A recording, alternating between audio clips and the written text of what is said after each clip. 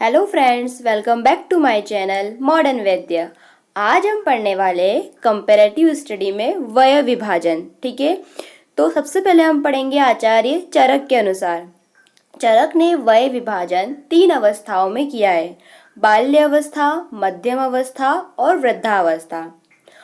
चरक के अकॉर्डिंग बाल्य अवस्था 1 से 30 वर्ष तक का होता है। इम्पॉर्टेंट है, बाल्यावस्था पूछा जाता है कि अकॉर्डिंग टू चरक बाल्यावस्था कितने वर्ष का होता है, तो 30 ईयर्स तक का होता है, याद रखना।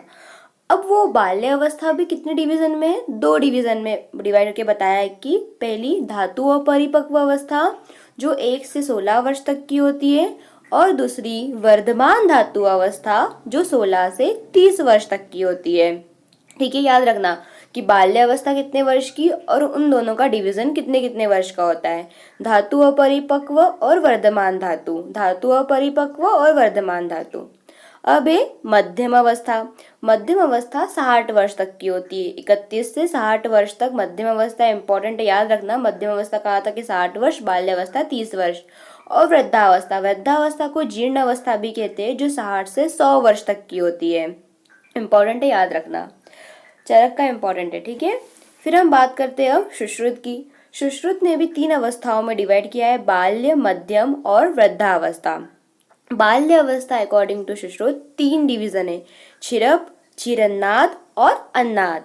क्षीरप जो होता है मतलब जहाँ पे बालक केवल क्षीर का ही पान करता हो, मतलब दुग्ध का ही, तो वो 1 वर्ष तक होता है। इंपॉर्टेंट है, याद रखना। पूछ सकते हैं कि अकॉर्डिंग टू सुश्रुत क्षीरप अवस्था कितने वर्ष तक होती है? 1 वर्ष तक। क्षीरन्नाद मतलब जहाँ पे बालक क्षीर और अन्न दोनों का सेवन करता हो, वो 1 से 2 वर्ष तक होती है। और अन्नाद, अन्नाद जहाँ पे बालक केवल अन्न का सेवन करता है, क्षीर का सेवन नहीं करता है, 2 से 16 वर्ष तक की होती है। इंपॉर्टेंट है ये। फिर है मध्यम अवस्था। मध्यम अवस्था होती है 70 वर्ष तक। ठीक है, याद रखना। देखो, चरक के अकॉर्डिंग कितने वर्ष तक थी? 60 वर्ष तक। सुश्रुत के अकॉर्डिंग 70 वर्ष तक। ये क्वेश्चन आता है तो कंफ्यूजिंग नहीं होना है हमें। हर आचार्य के अकॉर्डिंग हमें पहले याद रख लेना है किसने 60 वर्ष तक बोला है, किसने 70 वर्ष तक बोला है हमें, पर हमें कंफ्यूजिंग नहीं होना है। वृद्धि, जिसमें इन्होंने 4 डिवीजन किए: वृद्धि, यौवन, संपूर्णता और परिहानि। वृद्धि 16 से 20 वर्ष, यौवन मतलब युवा अवस्था 20 से 30 वर्ष, संपूर्णता 30 से 40 वर्ष और परिहानि 40 से 70 वर्ष।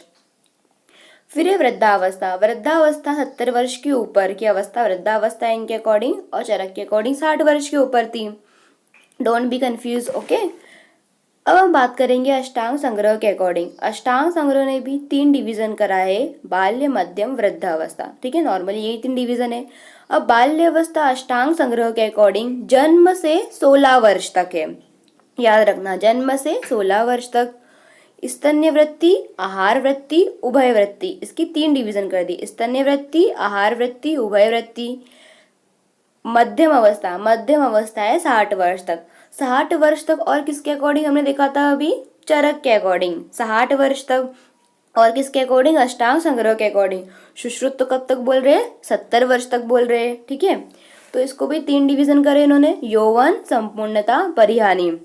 अब वहाँ पे ये ध्यान रखना है कि हमने जब सुश्रुत का पढ़ा था तो वहाँ पे मध्यम अवस्था के 4 डिवीजन थे, जहाँ पे उन्होंने वृद्धि, एक जो स्टेज है वृद्धि भी बताई थी: वृद्धि, यौवन, संपूर्णता, परिहानि।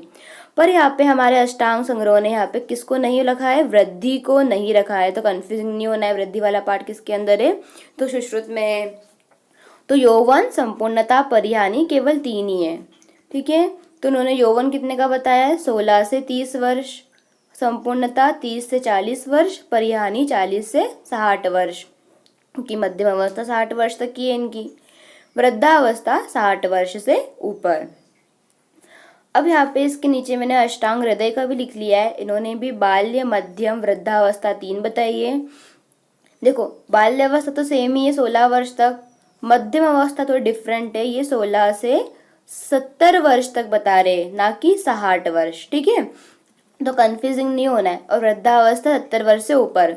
तो हम लोग कंपाइल कर सकते हैं कि मध्यम अवस्था चरक और अष्टांग संग्रह ने कहाँ तक बताई है? 60 वर्ष तक। और सुश्रुत और अष्टांग हृदय ने कहाँ तक बताई है? 70 वर्ष तक। ठीक है, ऐसे कंपाइल आप कर सकते हो, या टेबल फॉर्म में बना के लिख लूंगी एक जगह, तो आपको याद करना ईजी रहेगा। तो कंफ्यूजिंग नहीं होना है कि वह मध्यम अवस्था किसके अकॉर्डिंग कितनी है, बाल्यावस्था कितनी है। अब हम बात करेंगे अकॉर्डिंग टू काश्यप। काश्यप जी ने यहाँ पे, ये काफ़ी इंपॉर्टेंट है, ये IMP काश्यप जी का वेरी वेरी इंपॉर्टेंट है, आपको याद रखना है। ये काश्यप जी क्या है, कौमार भृत्य के बारे में बताते हैं। यहाँ पे हमें कौमार भृत्य का वर्णन मिलता है काश्यप संहिता में हमें। तो इन्होंने जो आयु है, जो वय है, विभाजन 6 अवस्था में किया है। तो कौन कौन सी स्पेशल देखो, इन्होंने गर्भ अवस्थाएं बताई है, गर्भावस्था, बाल्यावस्था, कौमार्य अवस्था, यौवन अवस्था, मध्यम अवस्था और वृद्धावस्था। डोंट बी कंफ्यूज, ठीक है। गर्भ अवस्था किसने ऐड करी हमारे इसमें, काश्यप जी ने, याद रखना है, ये क्वेश्चन भी पूछ सकते हैं। तो गर्भ अवस्था होती है केवल कहाँ तक, जन्म तक, ठीक है। जन्म तक जो होती है बच्चे की गर्भावस्था होती है। बाल्यावस्था होती है 1 वर्ष तक। कौमार्य अवस्था होती 1 से 16 वर्ष, याद रखना, कौमार अवस्था 1 से 16 वर्ष। यौवन वेरी इंपॉर्टेंट, 16 से 34 वर्ष। मध्यम अवस्था 34 से 70 वर्ष। देखो ये भी सुश्रुत और अष्टांग हृदय के अकॉर्डिंग बता रहे, 34 से 70 वर्ष। और वृद्धावस्था होती है 70 वर्ष के बाद। तो काश्यप जी का वेरी इंपॉर्टेंट है कि 6 डिवीजन करे, और इन्होंने गर्भावस्था को भी रखा है वय विभाजन के अंदर, ठीक है। ये काश्यप का वेरी इंपॉर्टेंट है, याद रखना। वय विभाजन BAMS 3rd ईयर एग्जाम में कौमार भृत्य सब्जेक्ट में ये टॉपिक पूछा जाता है एग्जाम में। तो यदि आपसे BAMS एग्जाम में वय विभाजन पूछा जाए तो सबसे पहले आपको काश्यप के अकॉर्डिंग लिखने की, काश्यप जो है कौमार भृत्य जो सब्जेक्ट है उसकी प्रधान संहिता है और उसी पर ही बनाई गई है। तो सबसे पहले आपको काश्यप का लिखना है, फिर बाद में आपको अदर आचार्यों का लिखना है। अब हम देखेंगे अकॉर्डिंग टू हारित। हारित ने युवा अवस्था 25 वर्ष, मध्यम अवस्था 70 वर्ष और वृद्धावस्था 70 वर्ष से ऊपर। देखो हारित भी मध्यम अवस्था 70 वर्ष से ऊपर बता रहे हैं।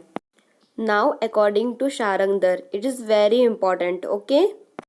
मनुष्य की आयु कितनी होती है, 120 वर्ष। देखो 120 वर्ष कैसे होती है मैं आपको बताती हूँ। सबसे पहले आपको शारंगधर का ये याद करने के लिए श्लोक याद करना होगा। ये श्लोक वेरी इंपॉर्टेंट है, ठीक है, एग्जाम में आता ही है, वेरी इंपॉर्टेंट है, ऑब्जेक्टिव में आता है शारंगधर के अकॉर्डिंग। सबसे पहले हम लोग ये श्लोक याद करेंगे कि बाल्यम वृद्धि छवि मेधा त्वक दृष्टि शुक्र विक्रमो बुद्धि कर्म इंद्रिय चेतो जीवितो दशतो हासयेत। मतलब कि क्रम से इनका 10-10 की इसमें क्या होता है, 10 वर्ष के अंतर में इनका सभी का क्रम से हास होते जाता है, मतलब क्षय होते जाता है।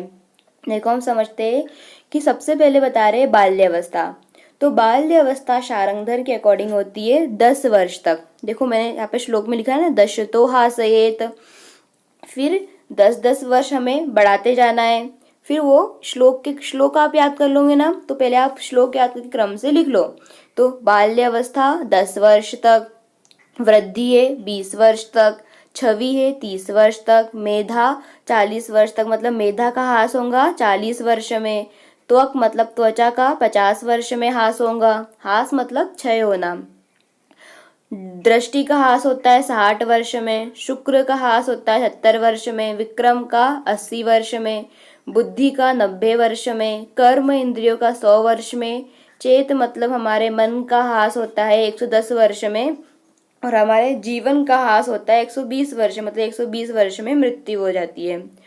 तो आपको पहले ये श्लोक याद करना है, श्लोक याद कर लेना है, फिर आप वहाँ पर 10-10 वर्ष बढ़ा के आप लिख सकते हो।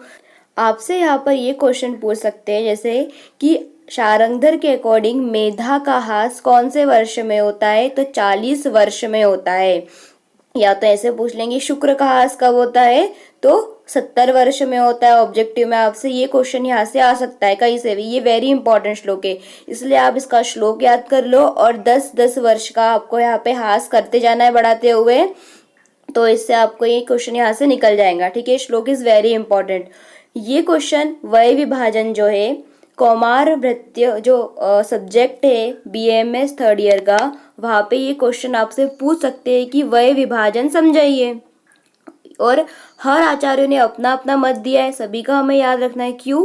क्योंकि प्री PG एग्जाम में कंपैरेटिव स्टडी से कोई भी आचार्य का आपसे पूछ सकते हैं। तो जो टॉपिक है काफ़ी इम्पोर्टेंट है कि किसने कौन सी अवस्था कितने वर्ष तक बताई है, कंफ्यूजिंग नहीं होना है। आप इसका एक जगह कंपाइलेशन करके रख लोगे तो आपको ये टॉपिक याद करना और रिवीजन करने में भी इजी रहेगा कि आपको रिवीजन एक जगह से करना रहेगा, बार बार आपको ये चीज़ ढूंढनी नहीं पड़ेगी कहीं भी, ठीक है।